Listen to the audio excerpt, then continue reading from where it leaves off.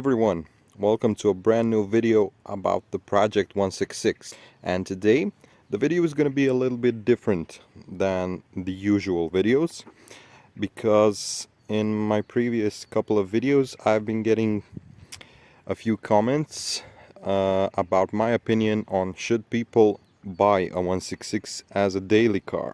I've had this car since November of last year, so November 2022, and I had the 2000 model year, and I had that from summer of 2019 till summer 2020, so about a year. It was also a 2.4 GTD, the 136 horsepower model, so it was the least powerful model.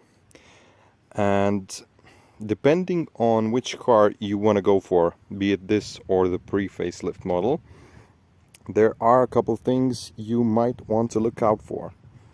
Mainly, it would be the rear subframe. And I'll show you just what I mean. If you can see right here how this rear wheel has negative camber in it, opposed to the front wheels, which stand straight. The rear wheels are at an angle.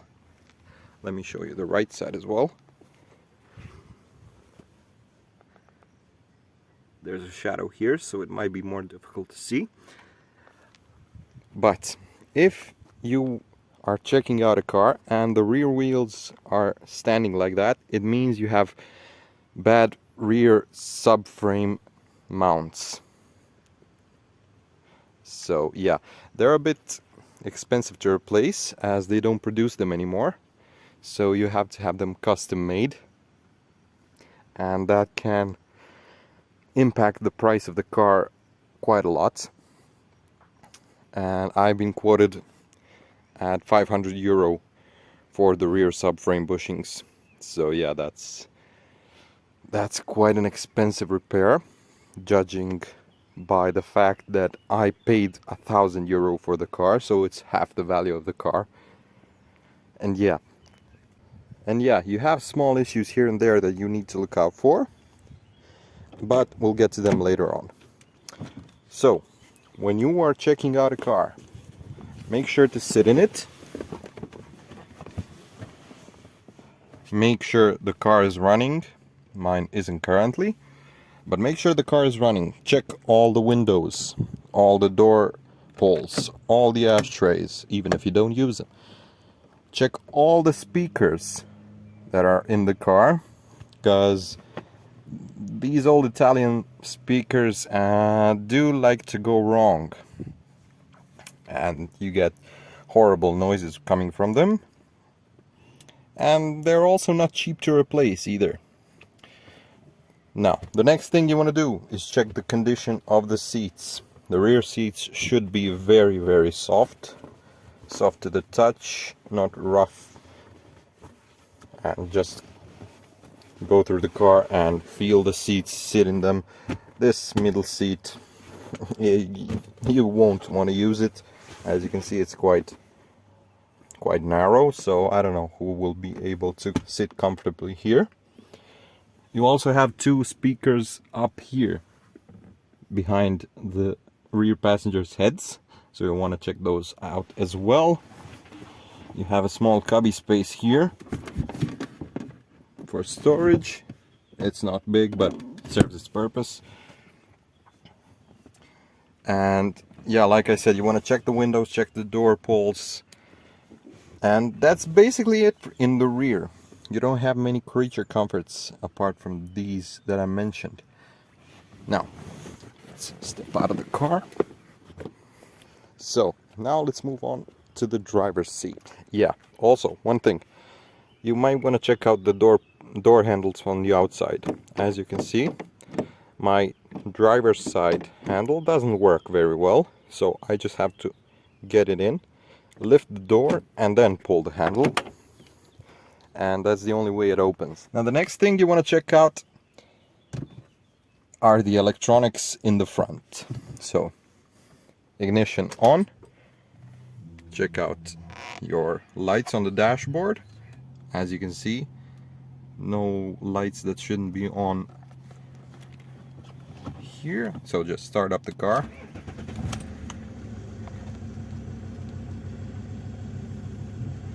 Okay, as it seems we have some dead light bulbs, and I know exactly which one those are. Those are the rear number plate lights. Seat belt warning light because I'm not fastened. Door open, handbrake pulled. The only thing that sticks out is the airbag light, which on older Italian cars is a normal thing. Nothing to be too concerned about. And check out your ICS system, that everything works. Go through the menus. Now this one doesn't have a phone, it doesn't have navigation system, but trip computer works. Go through the rest of the menus. Check out your consumption settings. Check out your climate control. Check out this thing. That works. Okay, so everything works here. Check out your fog lights, front, rear. They work. Check out your hazard warning lights. They work.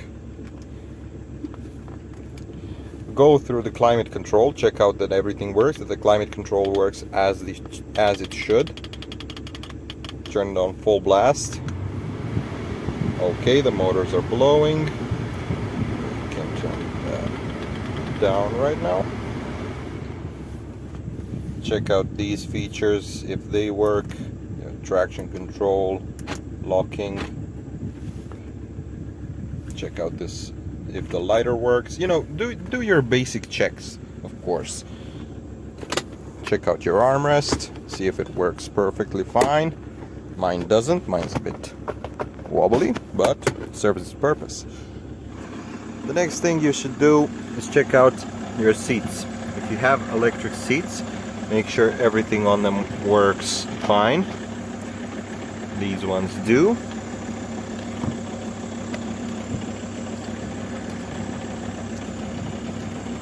That's perfect. Make sure the memory functions work.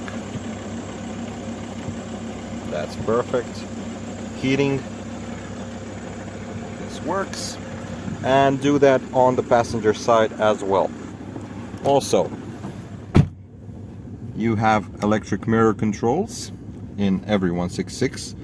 Make sure those work as they should. This one does.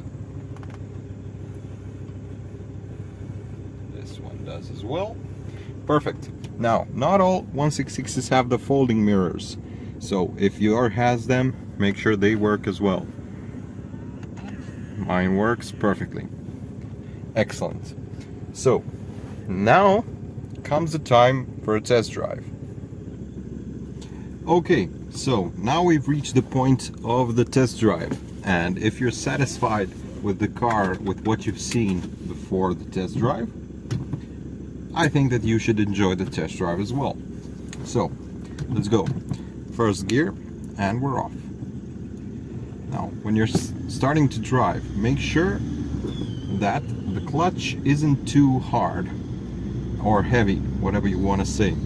Now this clutch should be between the hard and soft point, and it should bite right around the middle of the pedal travel.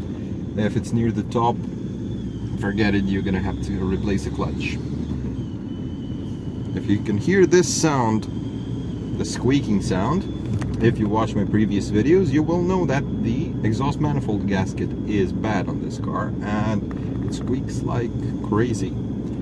And I still haven't gotten around to replace that because I just don't have the time. Now, in your test drive, what you want to do is find some nice bumpy roads, like not full-on potholes, but you know, uneven surface where you can test the suspension of the car. You also want to keep one window open. Might be the driver's side, passenger side, doesn't matter. What you want to listen to is the suspension creaks, because this car's suspension does creak when it's bad, and you will be able to notice it. So you probably won't be able to tell on camera,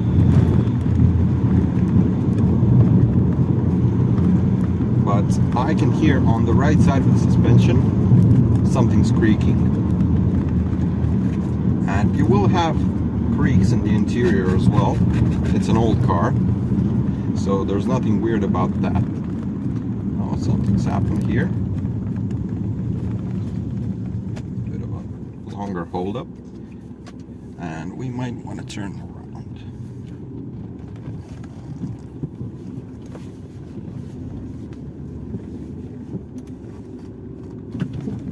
Now, this car doesn't have parking sensors. I don't know if any 166 does. I haven't looked into that, but neither does this nor my previous 166 have parking sensors. And to be honest, it is a long car, it is a wide car, but parking it isn't a problem once you've gotten used to it. I'm sorry about the camera shake, it's horrendous. This road is awful. Now, what you also want to be on the lookout for when you're driving the car is the power delivery. So the power delivery of the 166, or rather I would say the 2.4 JTDM engine, should be consistent from 1750 RPM. That's when the power should kick in, and it shouldn't drop off all the way until 4500 RPM. So to test that, what you want to do is find a nice bit of straight road with not much traffic and just go for it. What I will show you right after this corner up ahead. Okay, so now what you want to do, third gear, 2000 RPM, and floor it.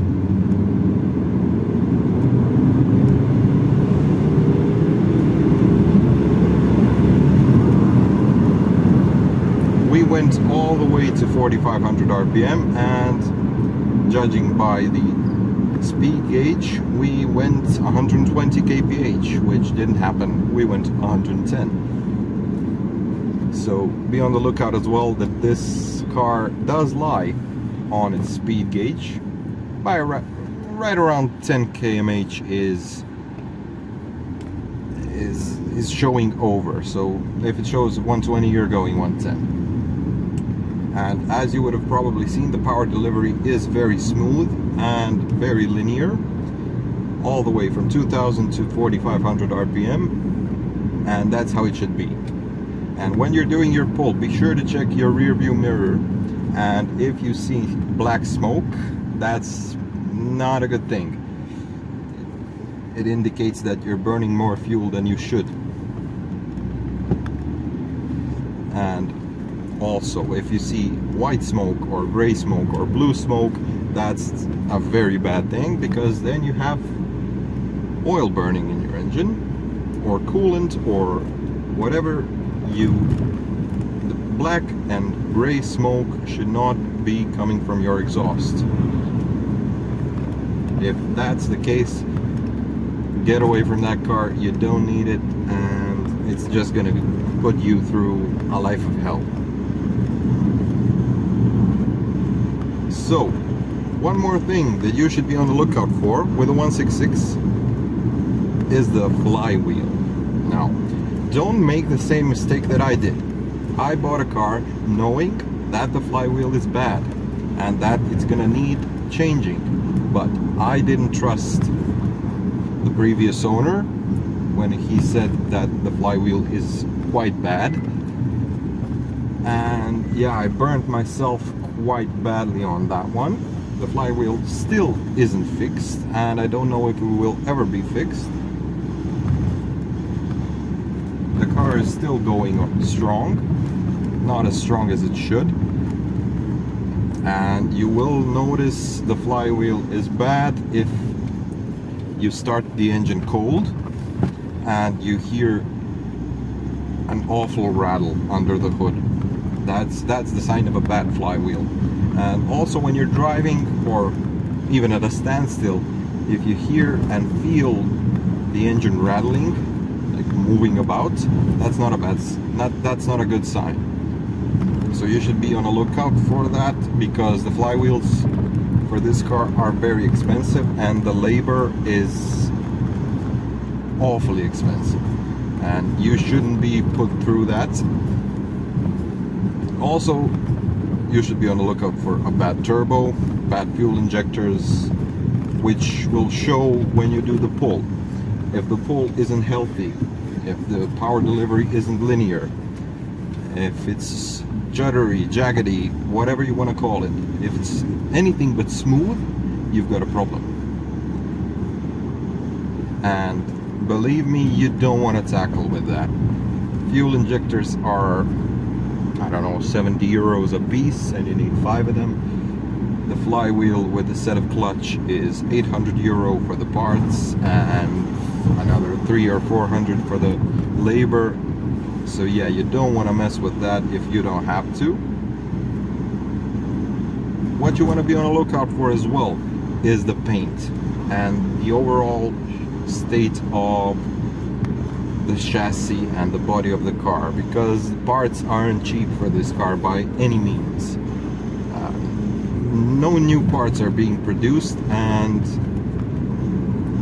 the parts that are new in storage somewhere, they're expensive as all hell. So yeah, if the car isn't in very good condition, don't buy it. It's just gonna have problems down the road, and I don't want anyone to go through that, because I did and I'm still going through it. And yeah, I don't know, I mean, you do you, but my advice is, if the car isn't very well maintained, don't buy it. Just, it's simple as that. Don't go for it. You'll end up regretting your purchase and regretting ever picking an Alfa Romeo, which, I don't know, that shouldn't be the case. Alfa Romeos are great cars. I've had 3 of them, and I plan to have another one, another 2 maybe. You never know. I'm sorry for the breakup of the video. My phone has overheated and it cut out the camera, but thankfully it saved this video. I hope. I haven't checked out. So yeah, as I was saying, the car needs to be in great shape, or not great, but in good shape for you to buy it. If it's in bad shape, just don't even consider it. There are other 166s, and they're gonna show much better results than the one you hope to bring back to life, as I hoped with this car, and it backfired so hard that I don't even want to discuss how much money I spent. But I have discussed it in a previous video, the video called I spent this much money on my 166. So if you want a detailed insight into how much money you are looking at to spend with the 166 in bad shape, you should definitely go ahead and watch that.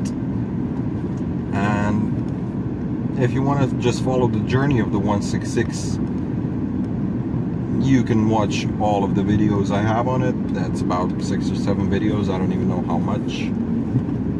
And yeah, the car, even if the car is in not good shape, you'll still have fun driving it, as long as the engine is operational, the suspension is not completely gone, and the clutch works. I'm not gonna say the clutch is good. If the clutch works, you're gonna have a good time driving. And especially if you go for the JDM engines, they are just amazing. I have driven a fair share of powerful cars, and this car just takes the cake. It's not the fastest I've driven, it's not the quickest I've driven, but the way it goes about doing all of those things, accelerating, reaching its top speed, going into corners even, the way it goes about doing those things is just different. It's not like the 5 Series BMW where you have rear-wheel drive and the front wheels only do the steering. It's a front-wheel drive car with an open differential, and you wouldn't think that it would be as good in the corners as it is, judging by the fact that it's a big heavy car. And if you had decent tires on it, you could be very surprised by the way it drives. Now this car is on Pirelli it's on Pirelli's. Yeah, it's on Pirelli Sotto Zero tires. And yeah, even though the tires are a bit older, their tread is so-so. And even though the tires are in the shape that they're in, the car performs quite alright, actually. You know, when the road is wet, you do feel the tires are not the way they should be. You do feel it in a way that the car does lose grip if you're going through corners at a quicker speed than you should be going. And yeah, but basically in a straight line and under braking, you don't feel a thing. And while we're on the topic of braking, the 166 have 4 piston calipers. No, not 4, 2 piston calipers from Brembo, and those brakes are quite amazing, I must say. Let's try from 30 kph right now. Okay, the ABS did go off there, but it stopped where it should have stopped. There's some sort of a wedding going on here. Don't want to disturb that. Good for them. And yeah, on the topic of brakes, the front brakes are 2 piston calipers. The rear brakes are single piston. And the new calipers, if you go for new calipers to replace them, they are very expensive. So you're looking at the rear calipers are, I want to say, around €90 a set, and the front ones are about €200. No, I'm sorry, not a set. €90 a piece should be. No, I'm sorry. Let's start over. So if you're looking to replace your brake calipers, you're gonna be looking at the price of €70 for the rear brakes, single piece. So 2 piece will be €150, €140, and the front ones will be €150 a piece, so €300 just for the parts. And you have your brake pads there, which are, I don't know how much, but I believe €50 a pair. And you have your brake discs, and if you go for the Brembo brake disc, you're looking at €60 a piece. And yeah, the braking system is expensive. The suspension is expensive. The engine parts are expensive. The bodywork is expensive. And you might see where I'm going with this. And the short answer is all of the spare parts for the 166 are expensive. And even if you are an auto mechanic yourself, you're still going to be looking at a decent price for the parts. Not just the labor, the parts are expensive themselves. And if you're not a mechanic, you are screwed. Just the way I am. You're screwed, and you're going to be looking at very big price tags while servicing your 166. So basically that's it regarding the video. Now, in short, what you want to be looking out for is the suspension, the brakes, the engine, the bodywork, the interior, and the electronics. And basically that's it. Thank you for watching. I'll see you some other time, and bye bye.